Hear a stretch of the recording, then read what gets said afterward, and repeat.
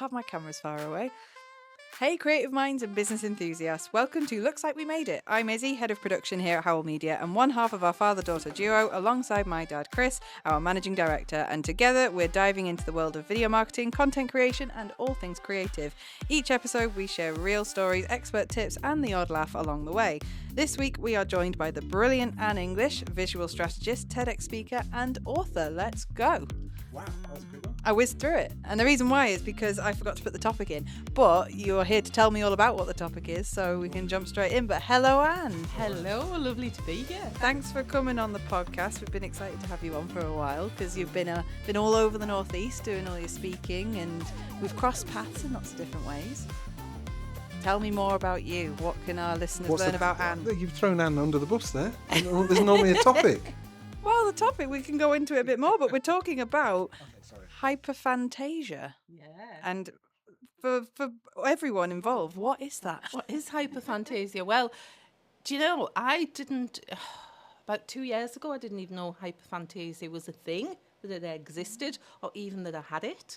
And actually, you might have it too. What is it? It's a thing then, is it? It is a thing. It's obviously I I know. like to say I it's a know. I know all about superpower. it. It's a superpower. Go. Okay, so I'm going to jump you back a little bit in time to tell you the story of how this happened. Yeah. So yes, when you introduced us, you said about being a TEDx speaker, and I ended up doing a talk called The Clarity Quest, which was all about having an idea, making it reality, and all the twists and turns along the way, and all the roadblocks that you've got to overcome. And actually, the through line of that is your self-talk is what determines whether your ideas become a reality. So I knew that if I was going to do a TEDx talk, it was one of my big dreams, that I was going to illustrate it because I'm a visual communicator. I've always seen ideas. I hear words and I see pictures. So throughout my career, I went to art college and did visual communication, specialising in graphic design, and then I did Christmas displays for shopping centres for 25 years, and I worked for Santa Claus, I worked for Mickey Mouse. That's amazing. I've even had my own chocolate fountain business, so I've worked for Willy Wonka as well. But everything that I do kind of centres around how things look visually. So anyway, fast forward, did my TEDx talk, and I ended up, because I always mind map ideas, so I had so many more ideas I could talk about. My TEDx talk had to be less than 18 minutes. So I ended up then developing that into, because I had the roadmap, because through my TEDx talk, I illustrated it with my VisualDoodles, and at the end, it revealed a roadmap. So I broke that down into waypoints. I ended up doing a 10-week course, an online program, and with that they had pieces of paper that they filled in, which I called your visual doodle frameworks, because rather than instead a blank sheet of paper, I'm getting there. I know I'm taking us around the house. I'm getting there. We're enjoying it it. with us so far. Yeah. So instead of having a blank sheet of paper, you've got something that I've doodled on to capture your ideas onto, and you can do that in any way you want. So then the people that were on the course, they found it really useful, and the pieces of paper became really, really valuable to them. So I thought, right, I need to write a book. They need to have this as a keepsake, something that they can hold, not just a piece of paper that's going to disappear. So then I was at an event talking about my book and shown about the journey of having an idea, making it reality, and all of this. And afterwards, somebody came up to me and said something to us that honestly just changed everything. Because they said, I don't know how you do what you do, because I've got aphantasia. Now, they were really successful. They did finance, but they said they didn't think in pictures at all. They had no visual pictures in their mind. And I must admit, my first thought was, well, how do you think? I mean, obviously, they did think, and they were very successful. But that literally blew my mind. I was like, you can't see any pictures in your head. And, I mean, have you really thought about how you think before? Wow, we're in deep. Well, firstly, I'd say that what you're saying there definitely resonates with me insofar as I too was a graphic designer for many years. and actually, there are certain things that I think, like as an example, I'm a big fan of IKEA instructions because they're just drawings and you just follow the drawings. Yeah. I'm a big fan of Lego instructions because you just follow the drawings. And I really struggle with written instructions. Like, and interestingly, if I'm doing anything technical I will always draw it out. So, like, say if we're doing like a big live stream or some big broadcast thing, I have to draw every camera position and draw the love that. cables to the cameras, and because that. you've got to, because I can't imagine it unless I've But drawn it. that's a generational thing though, because I think that Oh, here we go. She's gonna say we're both old. Yes, we're both old. No, not generational, as in like your because your grandmother used to draw her shopping lists and not write them, and there's a lot of like in our family, because we're, as you can tell, we're a family, and can you tell by the faces, is that we are there's a lot of visual people in our family that draw stuff versus Well, the writing. grandmother you talk about never actually learned to read and write. But she could draw. But she it was only after she died that my dad told me that he used to have to go and read a mail to her. But you're right. So she would actually draw, like pint of milk or whatever, and she'd actually just draw it out. But I've heard people talk about it before, about particularly when it comes to reading fiction and when people are reading stories and whether you can picture the character or not. And I think I can't imagine not being able to do that, which is obviously means that we have hyperphantasia. Potentially. So Possibly. I looked up this aphantasia when I got back, Googled, thought, well, what is this? Because I just didn't understand how you could think. And then I realised there was a visual scale. So I kind of now talk about it as the visual imagination scale. So it's between aphantasia, no visual imagery. And then I kind of go zoop all the way along to the other end. And then I found this word, hyperphantasia, which I thought, wow, that sounds like something out of Disney, doesn't it? And it means that, for me, my head is full of maps and pictures and movies and all of that kind of thing. And then the world just made sense when I realised that there was a word that went with that and a term. And I just thought, you know what, this now makes sense of everything that I do. And had you struggled previously? Had you thought it was? You yes, just think why absolutely. Why is there not an illustration to represent this? And there ought to be, or like I used to think I was stupid. Okay, so yeah, I mean, we all belong somewhere on the visual scale. So it's not saying that anybody's better than anybody else. We're all different. But I went to art college. I did a degree in graphic design. I did an HND in graphic design. I never did a degree. So when I got made redundant, I did Christmas displays for 25 years, working for Santa Claus. Absolutely loved that. No, it took all because we did all of the big shopping centres throughout the UK. Well, by Christmas, were you not like absolutely sick of Christmas? By Christmas, that was the quiet time. That was the only quiet time between Christmas and New Year, when the decorations were up and they hadn't been taken down. Wow. That was actually our quiet time. That is amazing. So with that, and like what you were just saying, I used to pack the lorries because I was team leader. So not only did I kind of take the idea from a plan through to production and the illustrations to sell it to the clients and all of that. Now on site, I would brief the team and I would show them the illustrations of what we were aiming for.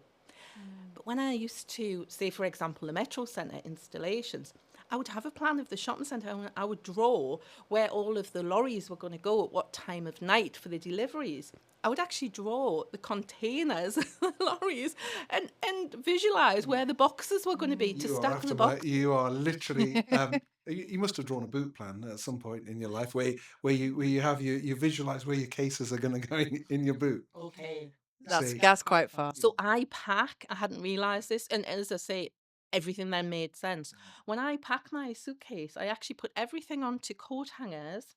I put the necklace with the top, everything hangs on hangers first, so I can visually see when I'm taking on holiday before I pack the suitcase. So yeah, I can relate to that. That is amazing. So is there a sliding scale with this? Like, yes. Am I? Because I'm more visual, but I'm with planning. I write stuff, and also listening brings a lot of visions into my mind. So I'm a video editor, but the way my workflow is in video editing is that I've always started with the music, and then if it's the right music, I can see the entire film in my head. Yeah. So when Chris hates it, I mean, everyone hates it when I'm sat in the office trying to find the right track for a film. Get some headphones. It takes forever. Or where the but- 15 headphones are at your disposal. That's the No, only because thing. it's different. It's different. It's not the same. So, and I have to play it, and then I'll go no, no, no, and then one thing will happen, and then all the footage that I've just cut up will just go, and it'll just all play in my head, and I'll be like, right, okay, there we go. But I think that it's a really interesting thing to consider, particularly for us in terms of coaching people and talking about, because obviously you've attended some of my training and you've seen us sort of talk about video marketing and content and strategy and all this stuff. But actually, there's a lot of our audience possibly out there that might be there going, well, I can't visualize things the way we do. It's all hilltops, isn't it? Ultimately, you think like, well, whatever the problem is, whatever's going on, you stood on your hilltop and you go, well, that's the answer, that's the solution. It's pretty obvious, but you can't see the same problem from someone else's hilltop. You know, they're looking at it from a totally different perspective, and that's taken most of my adult life for me to realize that, because I'm the opposite, that I think I'm dead. I think I'm dead clever when in reality I'm not. And ultimately, I can't. I always think, I've got such a how could anyone think an differently? inbuilt arrogance that is like totally, misplaced. And well, I always think, well, it's obvious. The solution's obvious. I'm right. And actually, that's caught me out so many times, because basically, you're not the cleverest person in the room, Chris, even if there's a room of two often. Do you know what I'm saying? Like, but I've had that opposite thing where I've actually probably been stupid but thought I wasn't, and that's because to me the solution always appears obvious, and I go, well, why can't you get that? A great example would be when we were once going somewhere, and before Google Maps. Oh, now you see, this is Chris we were going to my Air Cadet Squadron for the first time when I was a teenager, and Chris had to print off a map and put on the map where the actual building was, and not the one not to go to, but he put a cross over where not to go. It made sense to me, though. Yeah. And so my mother then directed him to the cross. I get that. Thinking X marks the spot, and you were going, well, no, Like no, a treasure map. Yeah, so but she was to there me, going, the cross means not to go. So I knew where I there. was going, but I knew where not to, so I indicated on the map where not to go with a cross. Love that. You see, and this is the thing with mark making, isn't it? It's open to interpretation. Really? Mhm. So when we talk about the visual communication side, if you think back to cave drawings, we've always done it. Yeah. And then again to the storytelling, they're sitting around the fires and passing on stories. But we only know some of these stories because it's been visually captured as well. I talk about hieroglyphics. When you look back, but then you're making your interpretation with your lens, with your vision as to potentially what this means. So, I love everything that you're talking about. I love it. Weirdly, a video timeline is a bit like hieroglyphics, isn't it? Ultimately, you've split up a series of events to make sense when joined together, and essentially hieroglyphics are the same. That dates your video editing, doesn't it? But I can understand the music as well, because that's like beats to a music, isn't it? Yeah. And for me, I would say, so we'll add something else to the hyperphantasia, multi-sensory hyperphantasia. Ooh. Because for me as well, it's very much driven by audio. Mhm. So like you with music to me has got kind of almost like an environment that goes with that. So I can understand why you're saying you didn't want headphones on. You want to be surrounded by the music. Exactly. So I love the face. I love the way Chris is looking at it. He's like, she needs to put her headphones on. No, But let me give you an example. go on. So one of the things that I teach is visual marketing, which is traditional window display. And talking about, generations, I've had conversations with my mum about the fact that she did window display. And then she said that my grandma had a shop and my great grandma had a shop, and my grandma won a competition for her window display. And I'm like, all of this in the stuff. blood, isn't it? Yeah. But when I teach it, for me, it feels like harmony. So all I can say is like, I can't really sing, but it's like, it's like screechy, screechy, screechy when it's not in the right place. And then when it is in the right place, it's like, la. Do you know what I mean? I like that. Yeah. It's like that horrible noise. It just satisfies the right parts of your but brain. then when it's in the right place, So maybe that's with you with the music, that it's not right. And then there's harmony. So when I talk about visual merchandise, and I say there's 3 people, you probably know about the power of 3. That's a whole different podcast we could talk about. But yeah, the 3 different kind of people that I can teach visual merchandise and visual marketing. So the first one is, imagine that you're in a restaurant. You sit down and there's pictures on the wall, like in here, and there's a picture on the wall that's not straight. So I call it the wonky picture on the wall. I see you smiling there. Yeah. So could you eat your meal? Could you concentrate, eat your meal? Or would you keep looking at that picture and think, I need to straighten that picture before I can eat? So some people around the table would be like that. Ugh, that picture, it's almost like as if it's shouting at you, straighten me. And then other people would be around that table and you'd say, have you seen that picture on the wall? It's wonky, I need to straighten it. And they would go, oh yeah, yeah. But they could eat the meal, it would bother them, but not that much. And then there'd be other people around the table would go, well, which of the pictures are you talking about? They wouldn't see it. But if you give them a tool, if you give them a spirit level, they can straighten it. So I had to find a way when I naturally display stuff in a way that feels right for me. But then how do you teach something that kind of like just feels intuitive? So that's why I developed the wonky picture on the wall. Now, going back, thinking about it, about all this stuff making sense, when we used to go on holiday, so, as kids would go to Scarborough on holiday, and my grandma would come, and my mum's mum would come and stay in our house because we had a budgie. So she had to come down Wow. and Yeah. budgie sit, Yeah. look after the budgie we got, yeah? It's a big responsibility. It is. But when we'd come back, my dad would always say, oh, your grandma's changed the ornaments. So she would come to our house, and it was a thing, and I never even thought about it, but she would always rearrange the ornaments. Because obviously for her, they weren't positioned in the right place. But then for my mum, she would put it somewhere else. But maybe your gran was like, maybe it's like feng shui. Maybe she was like not. Maybe it was like kind of Possibly. like she was just the energy. the energy of Yeah, the room or whatever. exactly. Like maybe You it's going know? on there. So I think it's like what you do, that there's not always a right or a wrong way. And sometimes it's really good to know what the kind of rules are. Not that you have to follow the rules, because that's when you can do guerrilla marketing, isn't it? And break the rules. But I call them more principles, suggestions, all of that Yeah. kind of thing. But sometimes when people say to me, oh, it doesn't look right, I might talk about the rule of thirds or the power of 3 or something. And then they go, that makes sense now. I've got 2 comments there. Firstly, I'd be the person that would get up, and then what I'd do is I'd fiddle with the picture, it'd fall off the wall, it'd break, and it'd cost me 300 quid, and then everyone would hate me.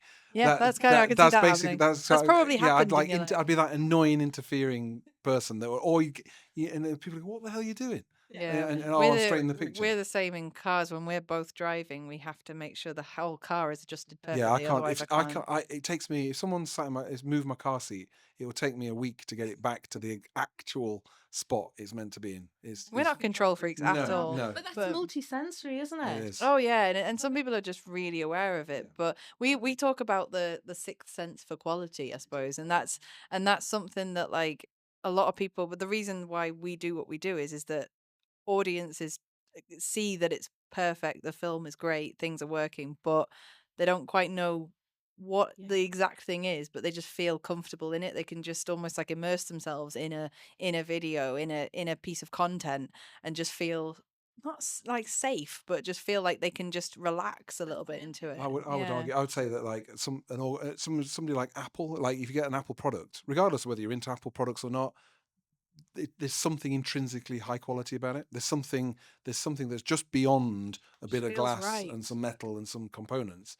There's like as you said, there's a sixth sense for quality. And actually, I think that's what sets professional designers, professional filmmakers, professional whatever visual communicators, whatever you do, there's a magic sauce that you can't.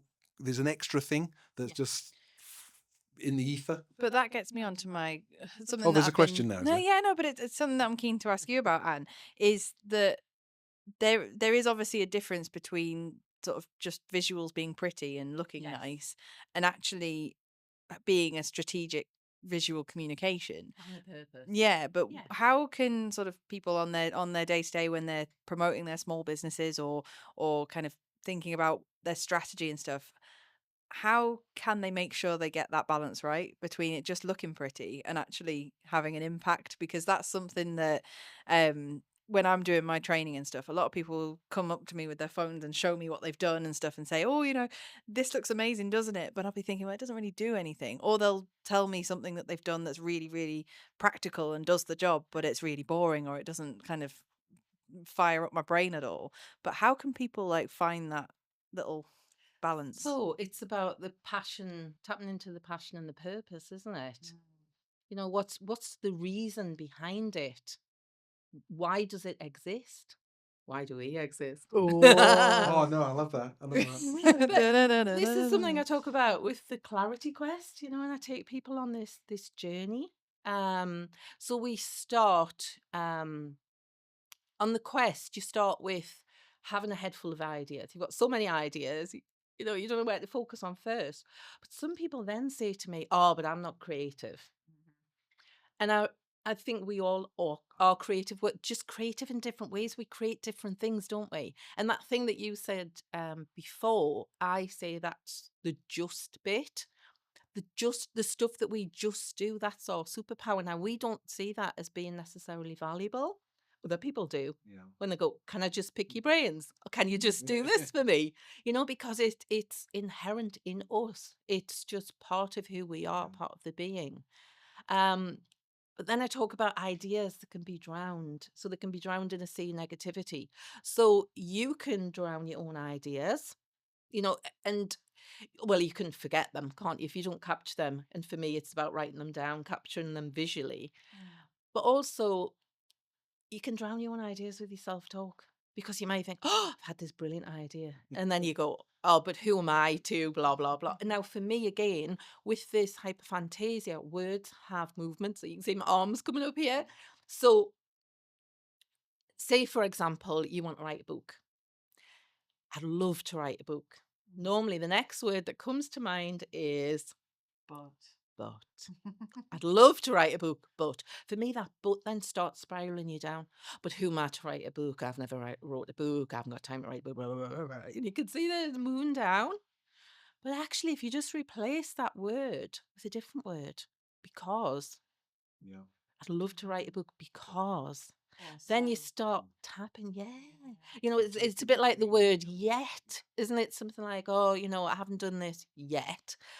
Then you start, for me, it's that multi-sensory stuff. Words have movement, so you start spiraling up instead of being taken down.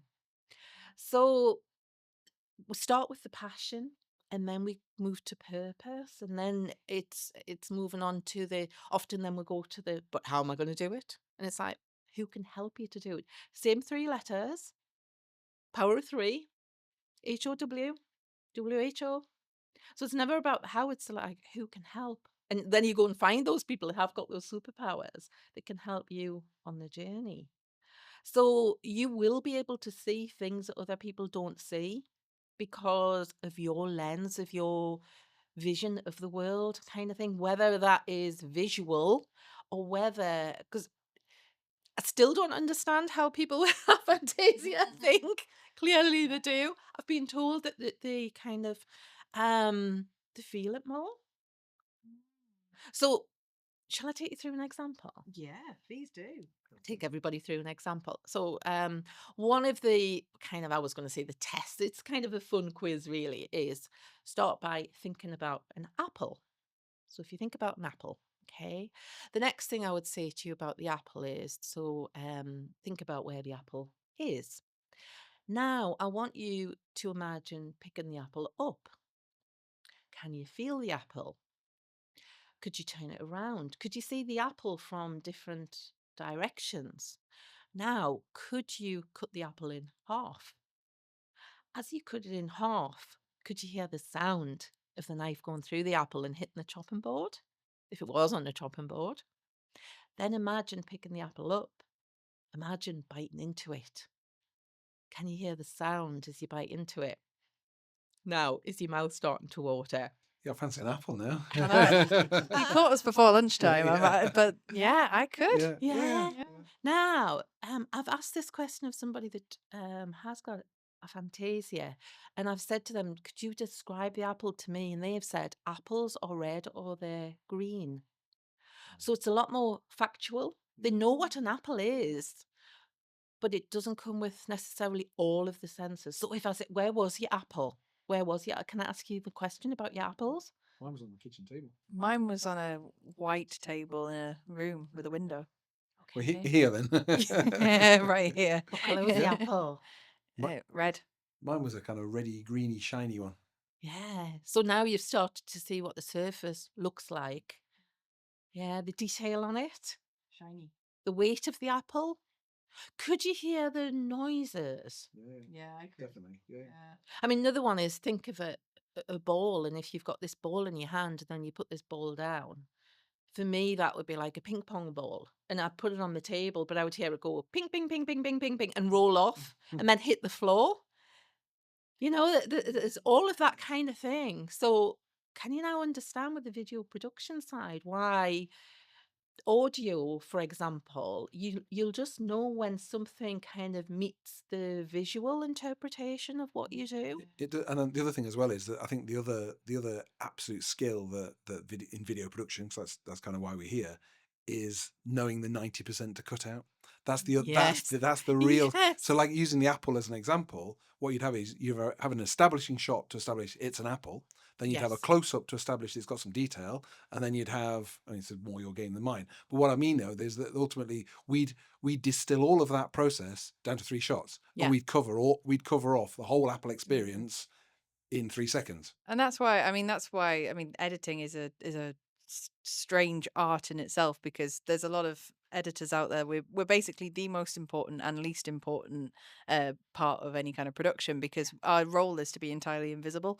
And that's, it's a bit like, I don't know, being a chef, is that we throw strops when people give stuff back, but also your job is to basically just be, no one should notice what you've done, and they should just immerse themselves in it and enjoy it. But So can you see I'm getting emotional about this? oh, Because this is one of my problems. I Is didn't that mean to editing. set you no, off. No, Oh, no, Stop.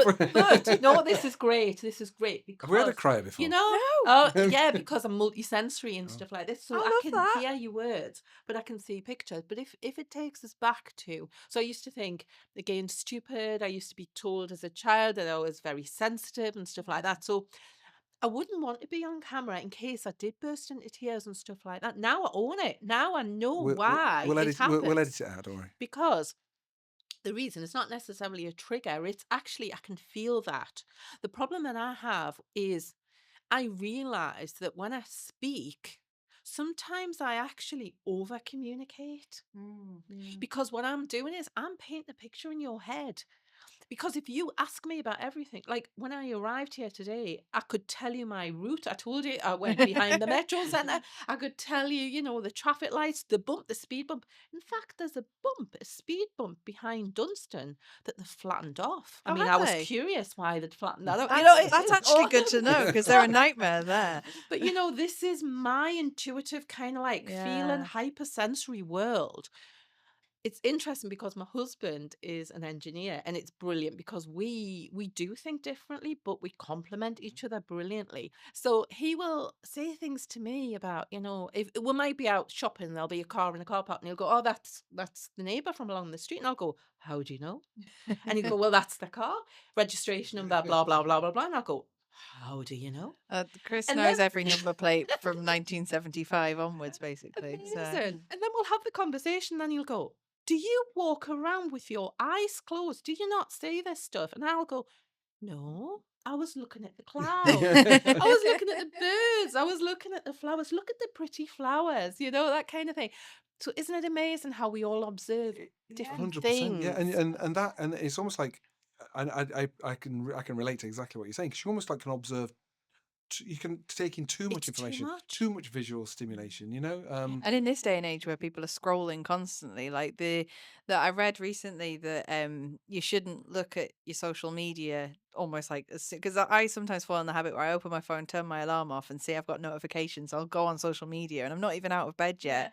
But it's basically saying that what you're doing is you're putting your brain under pressure to be making decisions really fast from the moment you wake up. So you're there going, oh, do I like this? Do I look at this? Do I scroll through this? Do I watch this? Do I read this? And your brain's going, oh, before you've even gotten out of bed. So to kind of slowly introduce decision making into your day.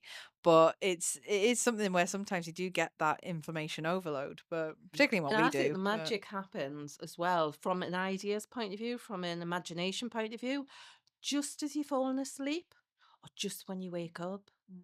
So if you can stay curious, if you can go to bed sometimes thinking about a problem, not worrying about a problem, Well, I can go to not sleep worrying, thinking about a problem. thinking about a problem, just Yeah. going in that place of curiosity. Okay, well, I'm thinking about this.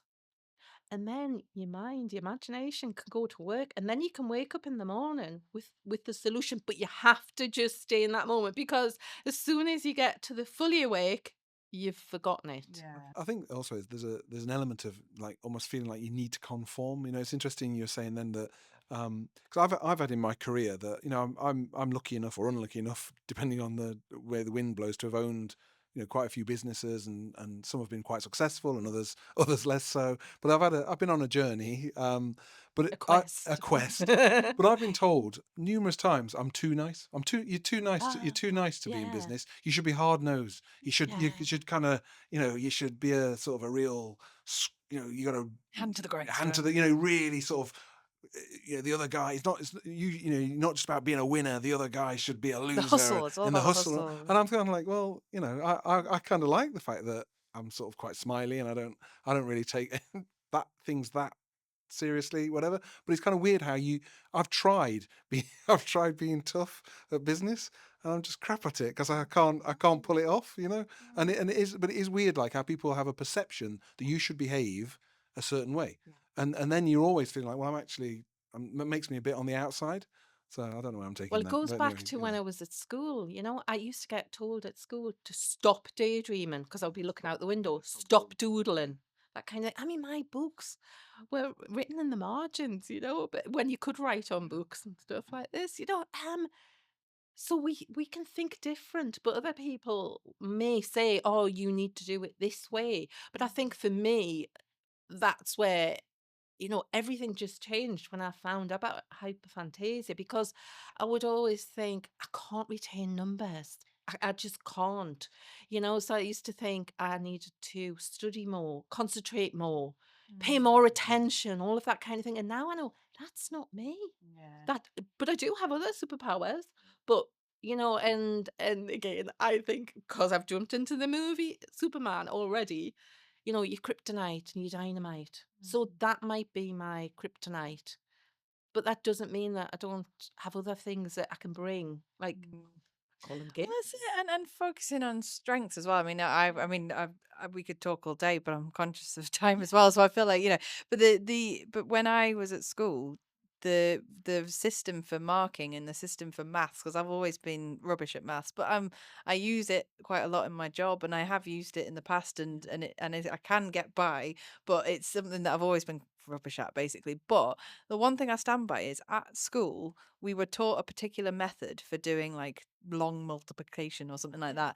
And even though I got the answer right in the exam, I got 1 mark off because I used a different type of method to work it out.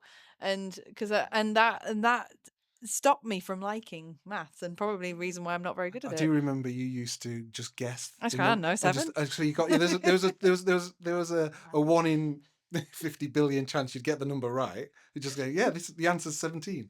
And Yeah, because I just, you know, it is. It's like my brain you just couldn't be went. bothered. I just Can't be liked. fags, could you? I liked other stuff, and I just thought, well, why do I have to know why John has 12 sweets? I don't care. I was interested in books and, you know, things like that. But I think so. My question really before. Well, no, not the silly question yet. God, no, we've got that to come yet. But I'm keen to, like, for people who might be sat or driving or in the gym listening to this thinking, well, maybe I'm not that visual. Maybe I'm like, what about, have I got aphantasia? Where am I in this spectrum? What is that why? And then people start sort of spiraling. But for people who are visual thinking beginners, if you will, Yeah. what's something that they can start doing just to kind of get those wheels turning? And Well, I think it's simple. I mean, pen to paper. You know, I think if we stop doing that and let AI take over, I think we'll lose some of the magic. As I say, if we go back to cave drawings and stuff, we've always made our mark, haven't we? We like mark making. And I mean, that can be even down to people having tattoos. You know, it's about leaving our mark on the world. So, yeah, I would suggest that what happens if you put pen to paper? What happens if you color in? What happens if you start painting again? What happens if you use your hands to make something, whether it be Lego?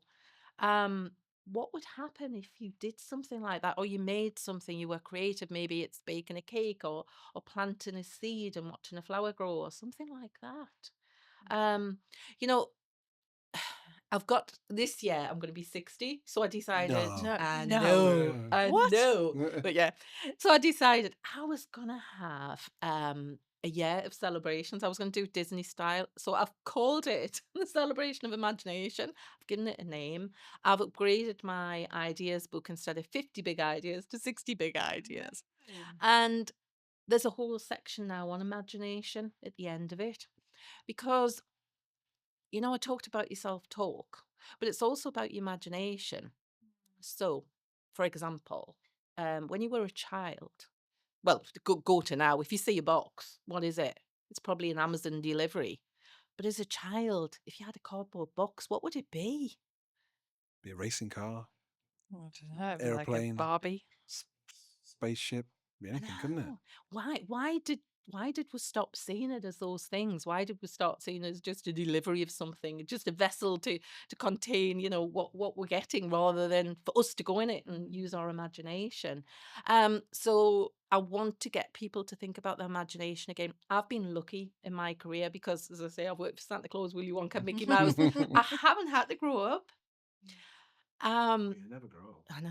But there's been lots of challenges on the way. I talk about this in a fun way. I don't like to focus on those because, again, with hyperphantasia, I don't like to watch horror movies and stuff. And I realize why I can't watch stuff like that. It deeply affects me. Yeah. Deeply affects me. So I'm like, Gets in your head. yeah, news and stuff like this. It's like, oh, can I live in Anne's world? This morning I was in the room that I call my office is my imagination studio. I was looking out the window.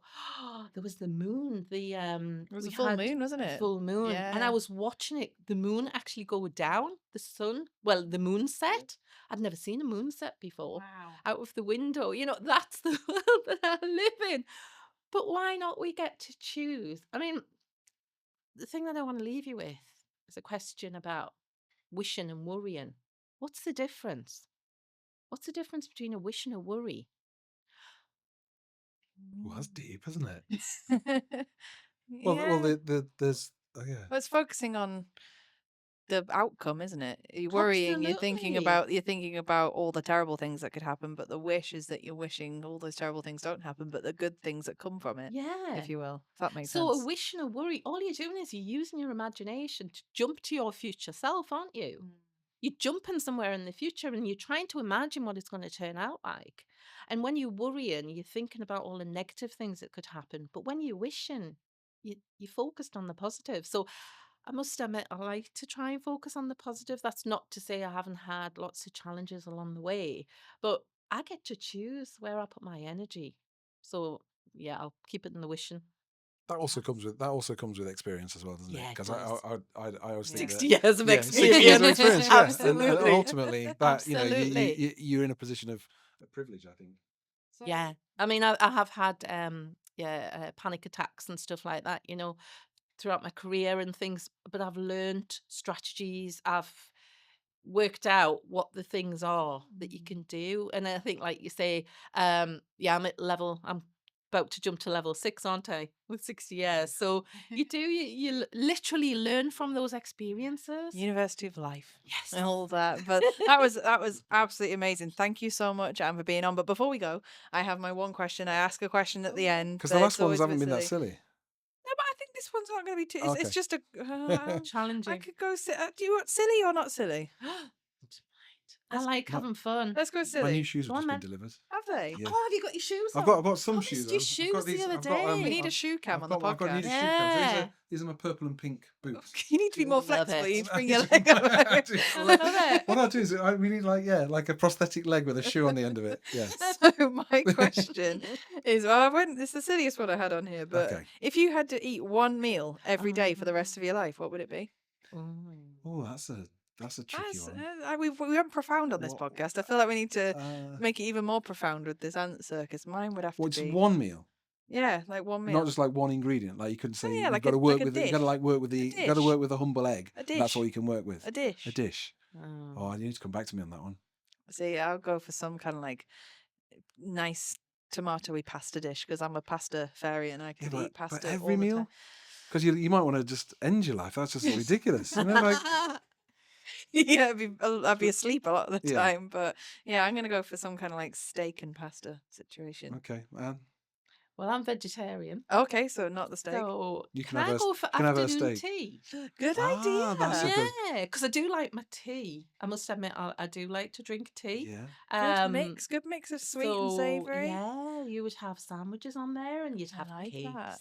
and you'd have all I'm with sorts you of on that. options. So I'd afternoon go. tea, please. Yeah, or maybe like maybe a buffet could work. I wouldn't go for plain pasta and tomato sauce. I Say would. plain. I would go for like a Thai banquet Okay, with yeah, like tons of nice little. like green. Yeah, just curry like a and- Thai. It's a Thai banquet, please. Okay, See, right. we want more. You see, this reminds me of Aladdin. Yeah. Because I've already jumped there, with the lamp. When they say, "What's the one wish?" and you go, "I want loads of wishes." You know? Yeah. It's Oh god, yeah, totally. We want buffets, and Yeah. afternoon teas, and stuff like that. You said, "What's the one dish?" And it's Yeah. like, well, The one dish I wanted choice. But okay, so that is a wrap on this episode. Looks like we made it. Thanks so much, Aaron. And thank you for tuning in, whether you're here for the video marketing insights, the storytelling magic, or just to hear me and my dad talk shop. We drop new episodes every other Tuesday, so hit that follow button and stay tuned for more tips, real life experiences, and behind the scenes stories from the world of content creation. And if you want to keep the conversation going, you can find us on Instagram, LinkedIn, YouTube, and our website. Just search Howl Media and say hi. We'd love to hear your thoughts, answer your questions, or even have you on the show just like Anne.